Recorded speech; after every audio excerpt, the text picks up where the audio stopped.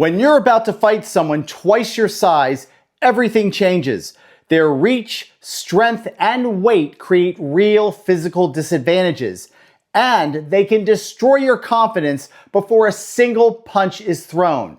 Today, I'm going to show you how you can tear through the size disparity and put a much bigger attacker down in a real fight.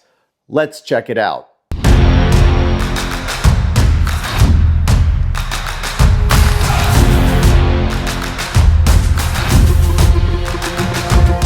Look, this is critical to understand.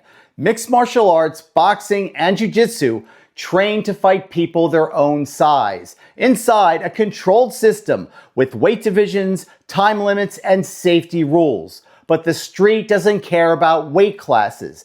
Out there, you could be facing someone 100 pounds heavier, stronger, mentally unbalanced, or fueled by psychoactive drugs. That changes everything about how you have to fight. And if you've been scrolling through social media looking for answers, let me be blunt. Most of what's out there is a complete joke, taught by people who don't have the slightest clue about real-world violence. For example, you've got so-called experts dancing around a bigger attacker, showing off fancy footwork, and pretending that's how you beat a bigger adversary. In the real world, you don't have 10 yards of polished floor to maneuver. Real violence happens in tight, ugly, claustrophobic spaces. Places like buses, trains, bathrooms, packed bars, stairwells, and parking lots.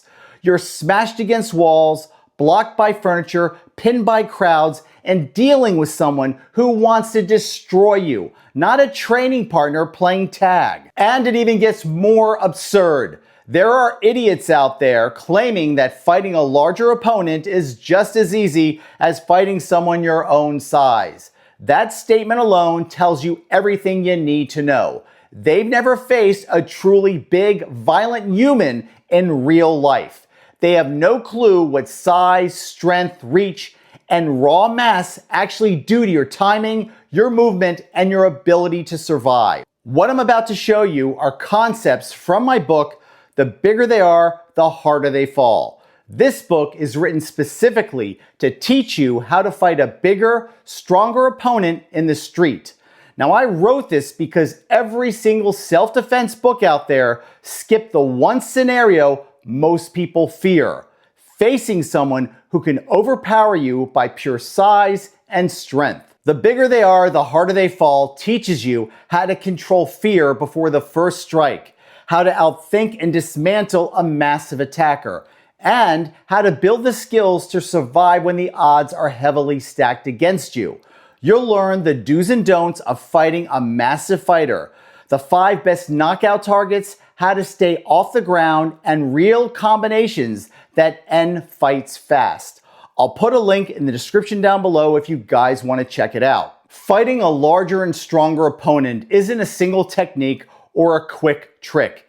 It's a comprehensive strategy with too many variables to cover in just one video, such as fear management, technique choice, target selection, structural weak points, and the legal realities of using serious force. What I'm going to show you today is just a handful of concepts you must master if you expect to survive a size disparity fight in the streets. The idea of defending against a larger opponent by moving around constantly. Tommy, come on out. Okay, first of all, what would you say, Tommy? How big is this area right here? About how many? 15, maybe 15 feet by 15 feet? Okay, and even in this environment, which technically in a street fight, this is a lot of space. Let me tell you what this guy's gonna do. He will close that distance gap like that. He will crash through the line and he's gonna smother you, just like in the videos we've been showing you guys. You have to understand the real world of the idea of moving around and hitting him and jabbing him. That is a boxing ring scenario. That is not a street fighting scenario. Even with this large environment, this guy will close that distance, and I'm telling you, he will be on you like that. So of course, someone who is taller and larger in a fight will have a reach advantage, particularly with the hands. And often, other instructors will teach you to use kicks because there are longer appendages, and I can actually make contact before he can make contact. So for example, Tommy's in a stance, I throw that kick, and of course I can hit him, but he can't hit me. Well, technically that is correct, but that has nothing to do with real world combat. In real world combat, it's dynamic and explosive. You're not going to be throwing these front kicks out like it's some sort of ridiculous sparring match. It doesn't happen that way. You have to put things in proper perspective. You have to take street fighting in the proper context. It's dynamic, it's explosive, it's kinetic. So these people who teach throw a kick against his jab, it's ridiculous. Do not pay attention to that because it's not real world. And of course, we have people who teach you how to bob and weave against a larger opponent, because the idea is you want to get on the inside of him, of his long range lead straight or jab or rear cross, and do your damage. Theoretically, that sounds great. And their defensive techniques are going to be the bob and weave. So when Tommy throws his hook, I'm going to bob and weave, and he throws another hook, I'm going to bob and weave, and of course angle out and throw the shot. That's great in a boxing ring. That is not the street. That is not how it's going to happen. You think your opponent's just going to stand stationary and throw a hook or a telegraphed lead hook or a rear hook, allowing you to bob and weave and then somehow counter strike and then angle out and throw another shot? Let me tell you something. That is a fantasy. It's never going to happen. The energy you're going to get from somebody who is a savage is he may throw one or two punches, but let me tell you, the energy is kinetic. He's going through you, and I keep talking about this in my videos constantly. Kinetic energy. It's volatile. It's alive. People are not going to sit there throwing punches and you're going to bob and weave under it. It doesn't happen that way. You people have got to get rid of that sport-oriented paradigm.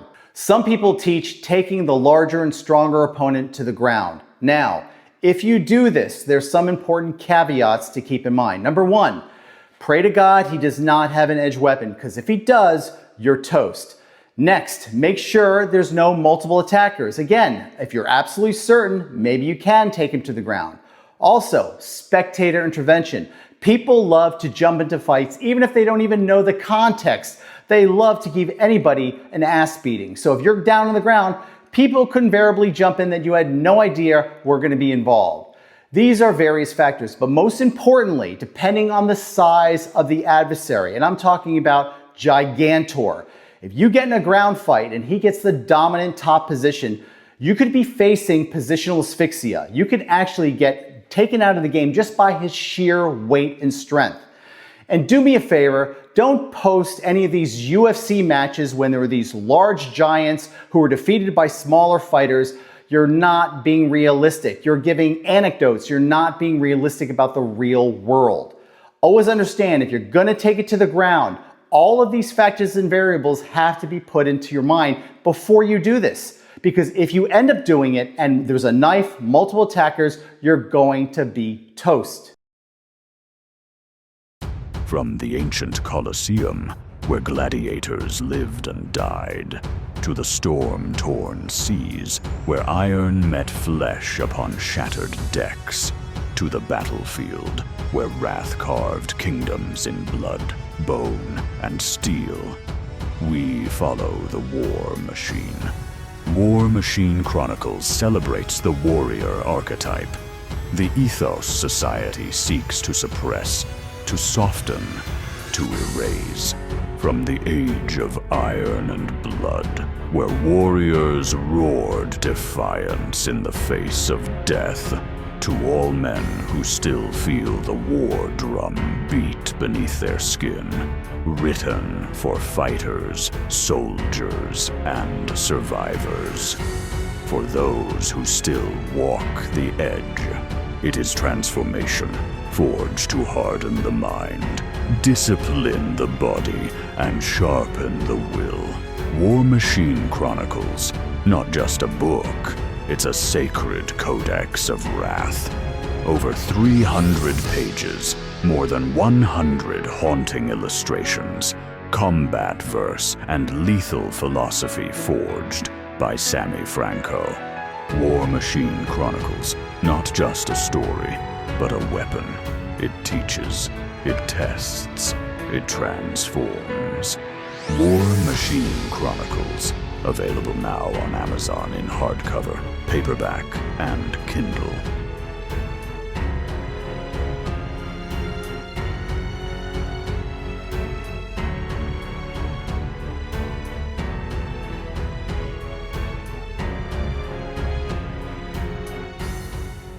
So here are some concepts and principles when dealing with a larger and taller adversary. Number one, try to maintain the neutral zone. That doesn't mean dancing around.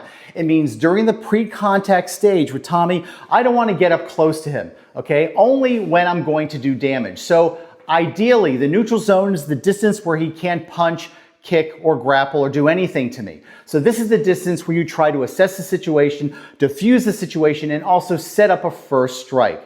Ideally, this is the best place to be because if he does decide to come at you, it's going to be telegraphic, he's going to be establishing intent, and you're going to have a few precious seconds to build your counter, okay? Very important. Next, if he does encroach upon you, Tommy encroaches upon you, we still use our first strike stance. We have our hands in our punching, kicking de-escalation. If he's really close to us, we assume our first strike grappling range side by side. Again, I talk about this all the time. Grappling range, de-escalation, and first strike, and punching, kicking range, de-escalation, and first strike. These are your tactical stances that you use in the pre-contact stage of combat. With a smaller, larger, or same size adversary, it's the same thing. That's the beautiful thing about contemporary fighting arts. Things don't change dramatically because he's much larger, okay? It's the same doctrine, okay? And that, again, simplicity is what makes things easy and simple in a fight, and that's what you need to survive.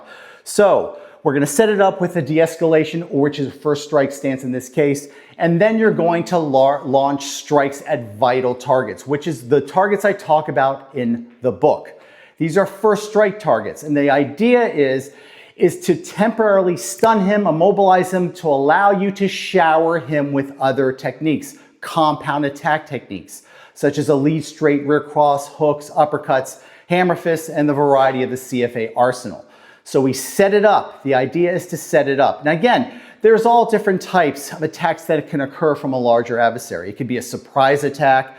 He could charge you. He could grab hold of you. They're all different types of counters. We're just giving you one example in a pre-contact scenario where you have the luxury and opportunity to set it up with a first strike stance. Now, sometimes when a larger and stronger opponent grabs hold of you, and this is actually a very big fear, that if he gets hold of you, you're in trouble. Not necessarily, especially in contemporary fighting arts. If he does engage the clinch like this, first of all, we're going to engage back. We're going to anchor onto him. And we have something called the Widowmaker program, where we use quarter beat strikes to overwhelm him and shut down the cognitive process. Now, Widowmaker is an entire training methodology that I talk about in a lot of my videos, and I've got books and videos about the Widowmaker methodology. Its objective is to shut him down. Cognitively. It doesn't matter how big he is, how strong he is. If he has a brain and a sensory system, he's getting shut down. However, this is the caveat. You cannot use Widowmaker in situations where it's not justified to use extreme force. And every self-defense situation is different, so you're going to have to use your best judgment.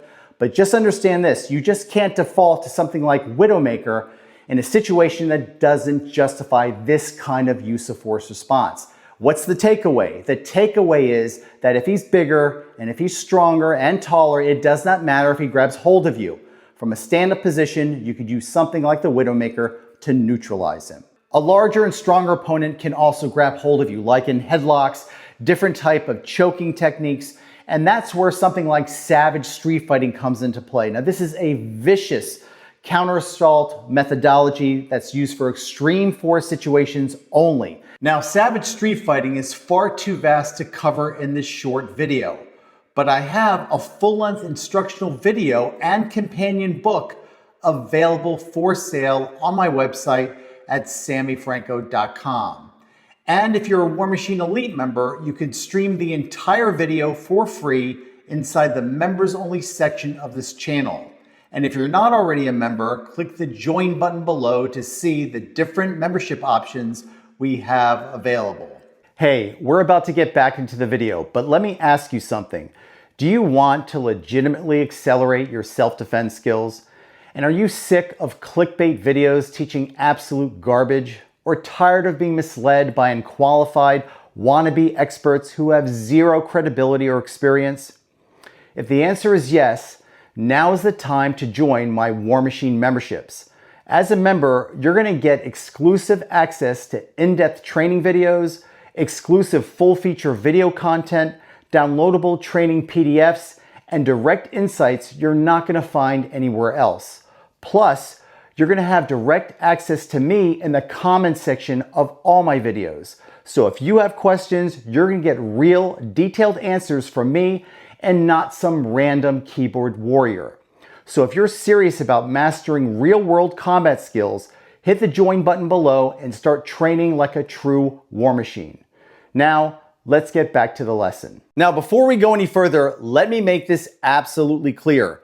The techniques in my Widowmaker and Savage street fighting methodologies are last resort survival techniques.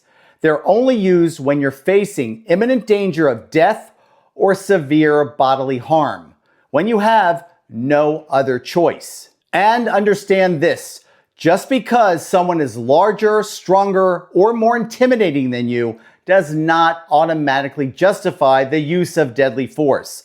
Size alone is not a legal standard. There are many variables that determine whether lethal force is justified: intent, capability, opportunity, and the immediacy of the threat. These techniques are not for ego fights, not for arguments, and not for anything remotely optional. The law only allows this level of force when a reasonable person in your position would believe you're about to be killed or seriously injured.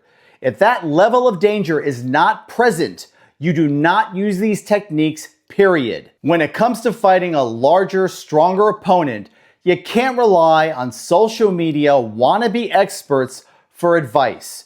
You need practical strategies that work in the real world. Now, what I've shown you here is just a glimpse of what's inside of my book. The bigger they are, the harder they fall. These are the exact principles taught in my contemporary fighting arts system, the same methods I've used to train civilians, law enforcement, and military personnel for real world violence. Thanks for watching, and I'll see you guys at the next video.